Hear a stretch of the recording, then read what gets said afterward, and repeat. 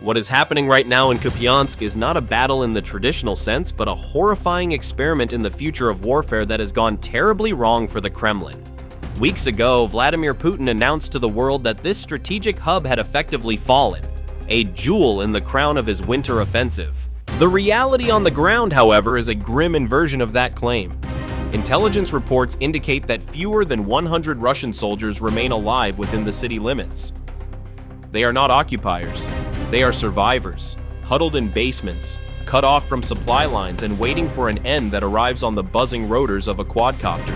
The Russian military machine, usually reliant on brute force and artillery saturation, has hit a wall it cannot shell into submission.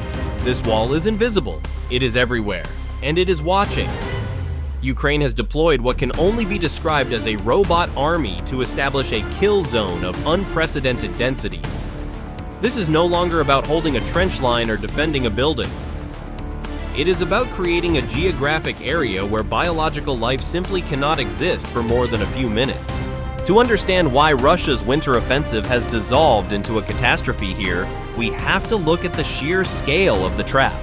The Russian command, desperate to reverse the humiliations of December, kicked off late January with a series of frenzied pushes. They threw assault groups toward Holubivka in the north. They launched mechanized columns east toward Petropavlovka and Kucherevka. They even tried to pry open the southeastern flank near Peshan and Stepova. On paper, these were pincer movements designed to encircle Kupyansk and strangle the Ukrainian garrison. In practice, they were marches into a meat grinder. The Institute for the Study of War delivered a verdict that was as cold as it was flat. Despite throwing thousands of men and machines at the line, Russia did not advance. They hit the kill zone, and they vanished. The question that should be haunting every commander in Moscow is why? How does a massive offensive force get stopped dead without a major tank battle or a massive artillery duel? The answer lies in the air. Ukraine has saturated the airspace around Kupyansk with such a density of drones that the very concept of cover has become obsolete. This is not just a few drones dropping grenades, it is a coordinated, layered ecosystem of robotic warfare that stretches 25 kilometers deep. Imagine a wall of eyes and explosives 15 miles thick. That is what a Russian column has to drive through just to reach the contact line. Before a Russian tank can even aim its main gun at a Ukrainian position, it has likely been spotted by a high-altitude reconnaissance wing, tracked by a mid-range quadcopter, and hunted down by a swarm of first-person view, or FPV, kamikaze drones. This depth is the game changer. Usually the danger zone in war is the few hundred meters between opposing trenches. Here, the danger begins the moment a Russian truck engine starts up 20 kilometers in the rear. The new Voice of Ukraine reports that this robotic screen has restricted Russian movement to a single kilometer of operational space. They are trapped in a box. If they move outside of it, they are spotted. If they stay inside it, they are targeted. The lethality of this system is difficult to comprehend without looking at the numbers. The Ukrainian unit known as Orion, which has been credited with architecting this robotic defense, has turned the math of war on its head. According to reports from the field, this kill zone is responsible for eliminating up to 88% of Russian assault forces before they ever fire a shot at a Ukrainian soldier. Let that sink in. Nearly 9 out of 10 attackers are neutralized while they are still in the approach phase. They are dying in transit. This is the definition of a broken arrow scenario for an attacking army.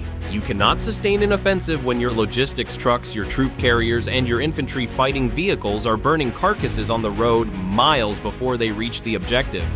The Orion unit hasn't just built a defense, they have built a filter that only lets a fraction of the enemy through, making them easy pickings for the infantry waiting in the trenches. The hardware enabling this slaughter is a mix of high-tech surveillance and garage-built ingenuity.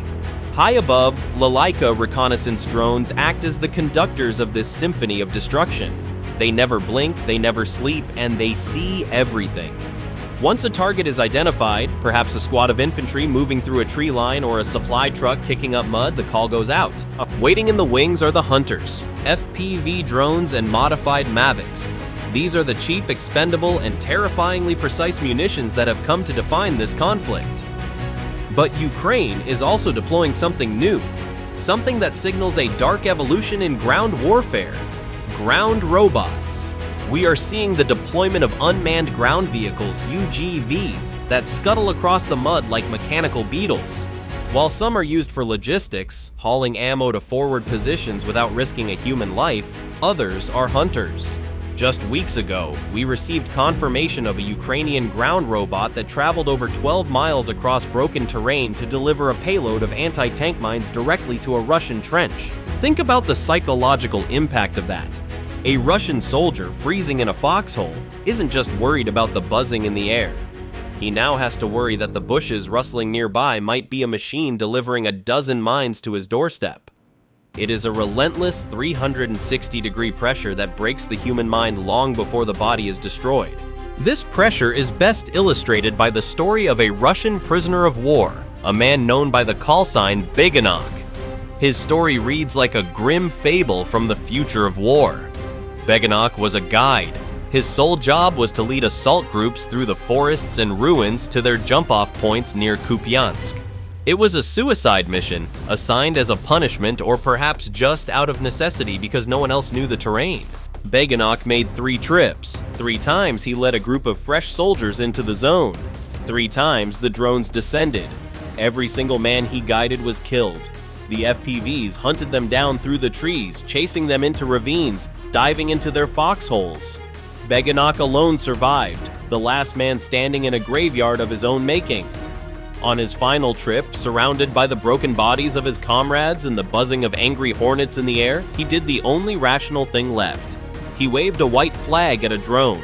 He surrendered to a machine. This is the new reality. There was no human negotiation, no shouting across the lines, just a man pleading for his life to a plastic camera lens hovering 20 feet above his head. His interrogation revealed the terrifying density of the Ukrainian coverage. He noted that it wasn't just one drone stalking them. In a typical engagement in the Kupyansk kill zone, a single squad of soldiers might be swarmed by 5, sometimes up to 12 FPV drones. Do the math.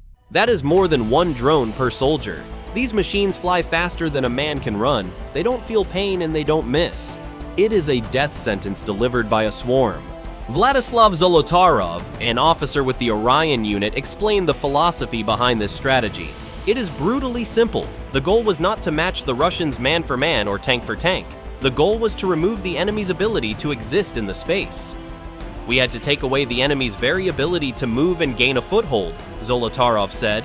If you cannot move, you cannot fight. If you cannot dig in, you cannot stay. By denying Russia the ability to maneuver, Ukraine has turned the Russian army into a static target. And a static target is a dead target. But this kill zone strategy is about more than just holding Kupyansk. It represents a fundamental shift in how Ukraine plans to win this war. It is an answer to the difficult question of how to bleed a larger enemy dry while preserving your own precious manpower. The Institute for the Study of War has assessed that Ukraine is now looking to replicate this Kupyansk model across the entire 1,200-kilometer front line.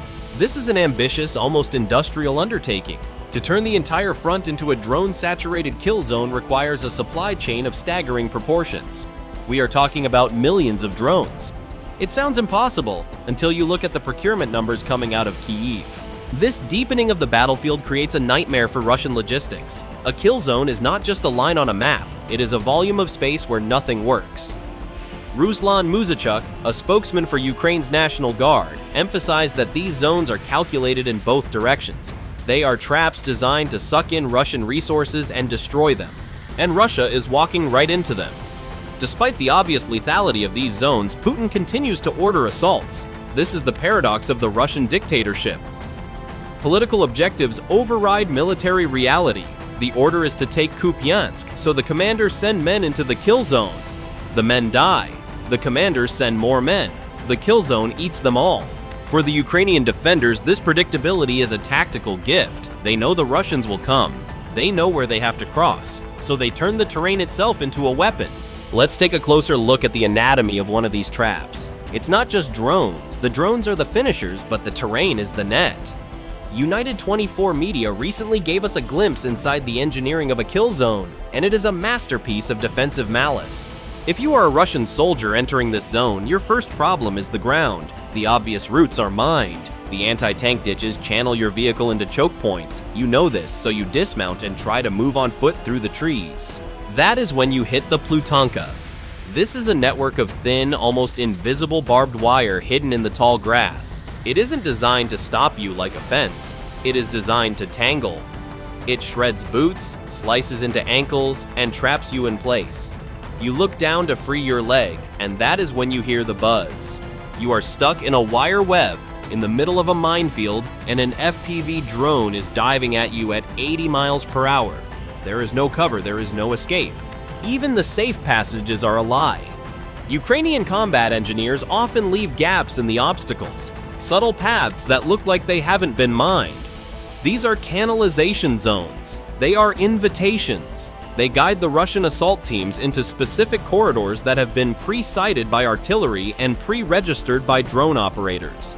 It is like a sheepdog herding a flock into a pen, only the pen is a target box for cluster munitions. And if you somehow survive the mines, the wire, the artillery, and the aerial drones, you might run into the tunnels. Ukraine has dug extensive subterranean networks throughout these zones. A Ukrainian fire team can pop up from a hidden hatch, ambush a disoriented Russian squad from behind, and vanish back underground before return fire can be organized. The result is a landscape of chaos. Politico describes these areas as gray zones, where the wounded are left to die because evacuation is impossible. No medevac vehicle can survive the approach. Supplies of food and water dwindle to nothing. It is a place of absolute desperation. Russia is trying to adapt, but their solutions are rudimentary. They have started sending smaller groups, assault teams of 5 men or less, hoping to slip through the surveillance net. They are using their own ground robots to drag supplies forward, but these are band-aids on a severed artery. A 5-man team might make it through the net, sure, but what can 5 men do against a fortified city? They can hide in a basement and wait to die. This explains the report of the 100 survivors in Kupyansk. They are the lucky ones who slipped through the filter only to find themselves trapped in the catch basin, isolated and ineffective. The strategic implication of this is that Russia is burning through its army to capture empty ruins that it cannot hold. The 27-to-1 casualty ratio reported in this sector is unsustainable for any army in history. Even the Soviet Union, with its disregard for casualties, could not sustain losses of this magnitude indefinitely. As Ukraine pushes to replicate this model across the front, the war enters a new, darker phase. It is a phase where the front line is not a line of men, but a zone of automated denial. For the Russian soldiers ordered to march into Kupiansk, the grand proclamations of their leaders mean nothing. They are walking into a machine designed to process them. Fedorov's goal of 50,000 casualties a month is a horrifying number, but in the context of the Kupyansk kill zone, it is mathematically possible. The war has become a grim accounting exercise, and right now, the drones are balancing the books.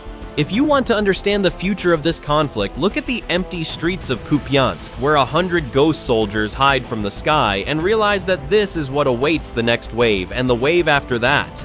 The robot army is not coming. It is already here, and it is hungry. If you found this analysis of the evolving battlefield tactics valuable, make sure to subscribe. We will continue to track the technological shifts that are redefining modern warfare. Thank you for watching.